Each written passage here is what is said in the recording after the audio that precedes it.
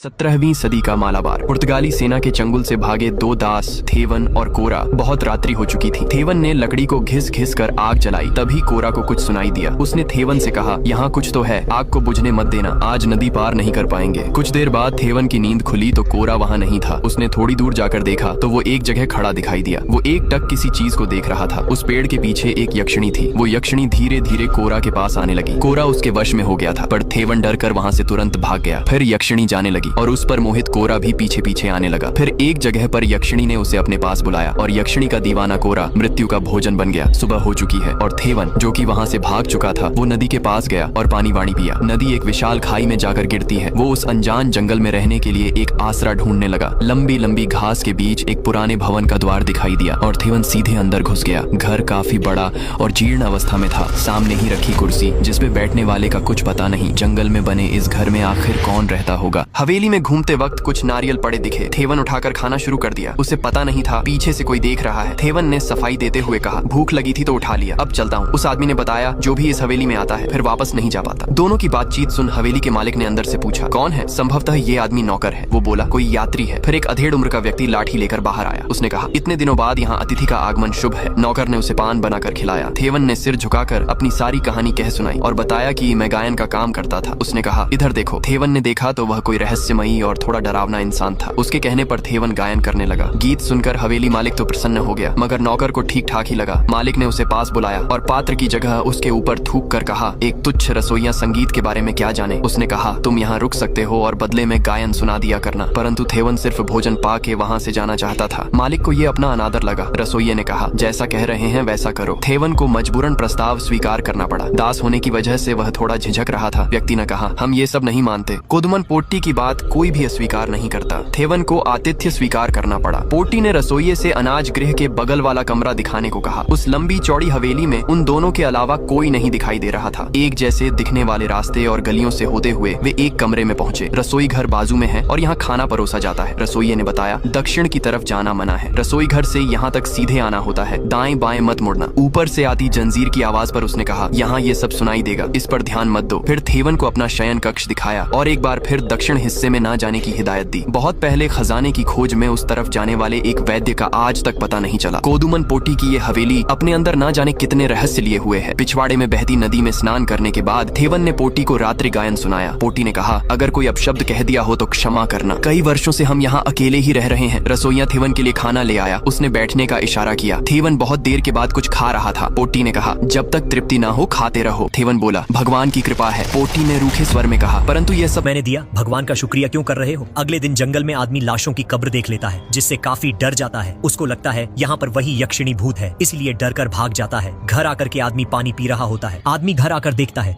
इस घर में कुछ तो गड़बड़ है। फिर वह रहस्यमयी कमरे की तरफ जाने लगता है। रहस्यमयी कमरे में एक अदृश्य शक्ति उसका पीछा कर रही होती है, जिससे घबराकर वह गिर जाता है। अदृश्य शक्ति उसकी तरफ लगातार बढ़ रही थी, जिसे डर कर वह यहाँ से भाग जाता है। अगले दिन आदमी उठता है। वह सुनता है कि घर में कोई अजीब सी आवाज आ रही है। बाहर जाकर जब वो देखता है तो हवेली का मालिक लूडो जैसा गेम खेल रहा होता है। मालिक पूछता है कि तुम इसे खेलना जानते हो? आदमी कहता है, हाँ, मैंने पहले इस खेल को खेला है। मालिक इसको गेम खेलने का ऑफर देता है और कहता है, बैठ जाओ, आओ खेलते हैं। गेम शुरू होने से पहले बताता है कि गेम खेलने के लिए तुम्हें इस पर कुछ लगाना होगा, जैसे धन, कीमती चीज या कोई वस्तु। आदमी कहता है, इन सब में मेरे पास तो कुछ भी नहीं है। फिर मालिक कहता है, तुम इस पर अपना समय लगा सकते हो। अगर तुम हारे तो जिंदगी भर यहाँ से नहीं जा सकते, और अगर तुम जीते तो यहाँ से जा सकते हो। जिससे आदमी डर के मना कर देता है। फिर मालिक उससे पासे मांगता है और चालाकी से पासे खेल पर गिराकर पहले चाल करवा देता है और कहता है, खेल का नियम है, शुरुआत हो गई तो खेलना ही पड़ता है। आदमी इसमें फंस जाता है और डरते हुए लूडो जैसा गेम खेलने लगता है। धीरे धीरे गेम आगे बढ़ रहा था। आदमी मालिक से अच्छा खेल रहा था, लेकिन तभी मालिक बाजी मार लेता है और आदमी की सबसे मुख्य गोटी को काट देता है और फिर कहता है कि अगर 12 नंबर आ गया तो तुम इस गेम में हार जाओगे। जब मालिक चाल चलता है तो केवल 7 नंबर आते हैं, लेकिन अपने काले जादू से मालिक 1 नंबर वाले पासे को पलटकर 6 नंबर में बदल देता है और जोर जोर से हंसने लगता है। यह देखकर आदमी वहाँ से उठकर रसोई घर में चला जाता है और उस रसोइया के सामने मालिक की तारीफ करने लगता है, जिसे सुनकर रसोइया कहता है, जैसा तुम उसको समझते हो वह वैसा नहीं है। वो बहुत कपटी और झल्लाद किस्म का आदमी है। आदमी रसोइया से ऐसा कहने के लिए मना करता है। फिर दिखाया जाता है यह आदमी मालिक के पास बैठकर खाना खा रहा होता है। तभी मालिक उससे पूछता है कि तुम्हें रसोइया से कोई दिक्कत तो नहीं है, और उसने मेरे बारे में तुमसे कुछ बुरा तो नहीं कहा? नहीं, मुझे कोई दिक्कत नहीं। और उसने कुछ नहीं कहा। तभी वहाँ रसोइया कमरे में आ जाता है। मालिक उसे कुछ कहता है। रसोइया बदले में मालिक की बेइज्जती आदमी के सामने कर देता है, जिससे हवेली मालिक नाराज हो जाता है।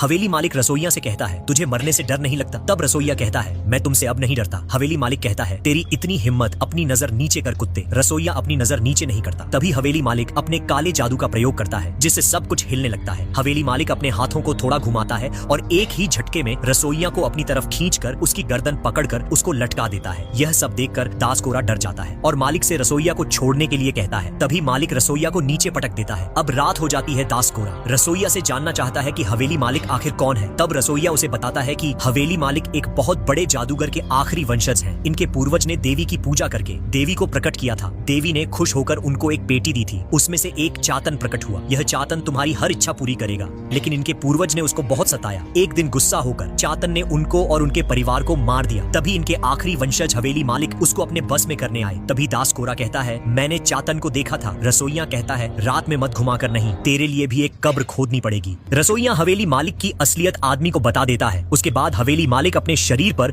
मनुष्य की राख रगड़ रहा होता है ताकि वह खूबसूरत यक्षिणी को बुला सके। काले जादू की वजह से यक्षिणी हवेली मालिक के पास खींची हुई चली आ रही थी। जैसे ही मालिक के पास वह जाती है तो उसका रोमांटिक मूड हो जाता है। हवेली मालिक यक्षिणी को हवस भरी नजरों से देखकर उसको चूमने लगता है। तभी वहाँ दास देवन आ जाता है और यह सब अपनी आंखों से देख लेता है। आदमी सीन के मजे ले ही रहा था कि यक्षिणी उसको देख लेती है, जिससे उसकी फटकर चार हो जाती है और वो वहाँ से भागकर सोने चला जाता है। अगले दिन सुबह होती है तो आदमी देखता है कि हवेली मालिक उस यक्षिणी से कैसे बच गया। वो भागकर रसोइया के पास जाता है और उससे कहता है कि अगर अपनी जान बचानी है तो यहाँ से मेरे साथ भाग चलो। रसोइया कहता है, जाओ यहाँ से, मुझे मेरा काम करने दो। आदमी अपने कपड़े पैक करके यहाँ से भागने वाला होता है। तभी हवेली मालिक आ जाता है। हवेली मालिक आदमी से कहता है कि तुम्हें यहाँ रोका किसने है? तुम जा सकते हो, लेकिन तुम जाओगे कैसे? बाहर तो बहुत बारिश हो रही है। आदमी दिखाता है तो बाहर का मौसम खुला हुआ होता है, लेकिन अगले पल मूसलाधार बारिश होने लगती है, जिसे देखकर आदमी गहरी सोच में पड़ जाता है। आदमी यहाँ बैठकर भागने का प्लान सोच रहा था। तब तक खाना खाने का समय हो जाता है। हवेली मालिक दास थेवन को यहाँ से न जाने के लिए बहुत समझाता है और बहुत सारे प्रवचन देता है, लेकिन दास थेवन उसकी बात नहीं मानता और कहता है, जैसे बारिश बंद होगी मैं यहाँ से भाग जाऊंगा। हवेली मालिक उससे नाराज होकर चेतावनी देकर यहाँ से चला जाता है। तभी रसोइया वहाँ पर आ जाता है। फिर यह दोनों बैठकर आपस में एक दूसरे को अपने परिवार की कहानी सुनाते हैं। फिर दोनों सोने चले जाते हैं। तभी दास थेवन देखता है एक अजीब सा दिखने वाला जीव उसके कमरे के दरवाजे पर खड़ा है। यह देखकर आदमी बहुत डर जाता है। जैसे ही जीव उसके पास आता है तभी उसकी नींद खुल जाती है। दरअसल यह सब वो सपने में देख रहा था। नींद से उठने के बाद आदमी बाहर जाकर देखता है कि बारिश अब भी नहीं बंद हुई थी। वह देखता है भारी बारिश में रसोइया किसी की कब्र खोद रहा है। आदमी रसोइया से कुछ पूछता है तो रसोइया गुस्से में उसे अपना डंडा दिखा देता है। जिस आदमी डर के वहाँ से भाग जाता है, भागते भागते उसके पेट में अचानक दर्द होने लगता है, जिससे उसको खून की उल्टी होने लगती है। लगभग उसकी जान जाने वाली ही थी। यही देखकर वापस जाने का निर्णय लेता है और रेंगते हुए फिर से हवेली मालिक के कदमों में पहुंच जाता है